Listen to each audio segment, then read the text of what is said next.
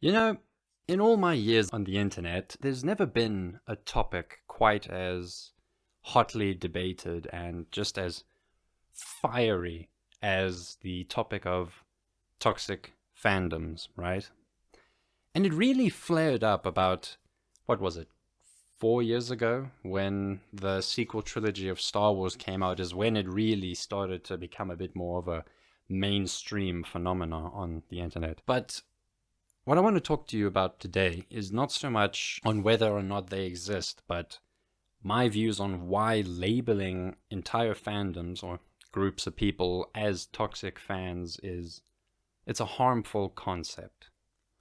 It's the does a few bad apples spoil the bunch, right? Many years ago, I was once a fan of Star Wars, and I remember having a conversation with someone when him and I would just have a discussion about Star Wars or the movies that were out at the time, and how he would always come to me and say, Star Wars fans are just so toxic.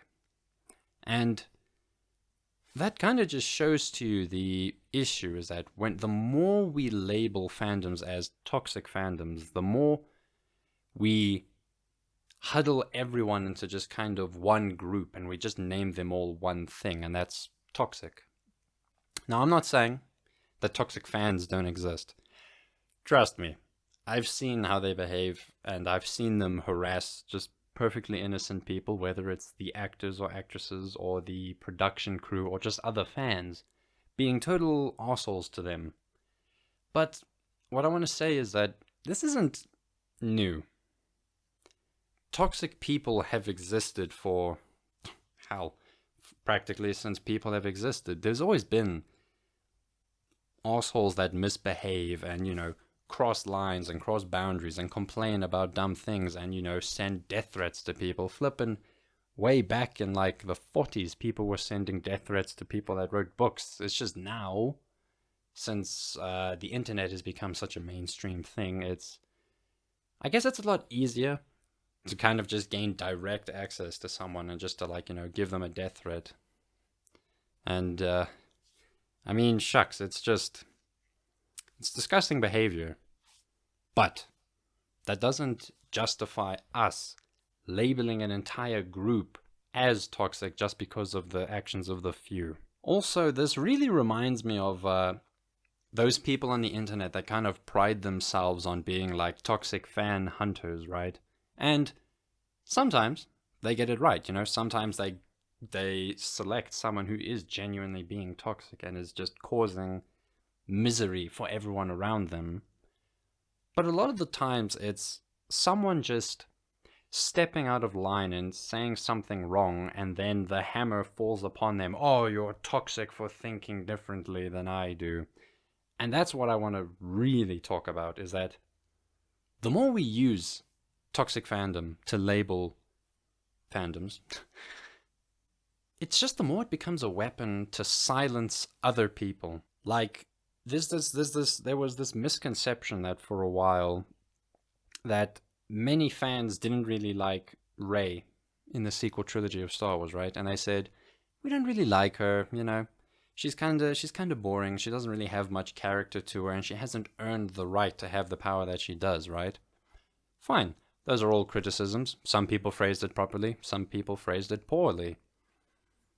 And then these people come and say, no, you're just being toxic. You don't like Rey because she's a woman. And it's like, did you not hear what these people just said? It's like, no, they're not misbehaving.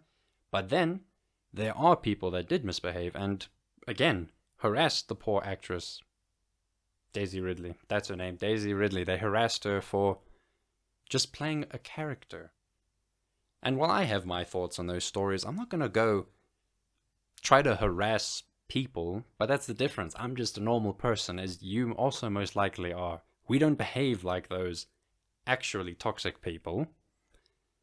And it's easy to not discern the difference between a fan that's lamenting something, criticizing something, or just complaining, and a toxic fan genuinely being toxic, harassing people.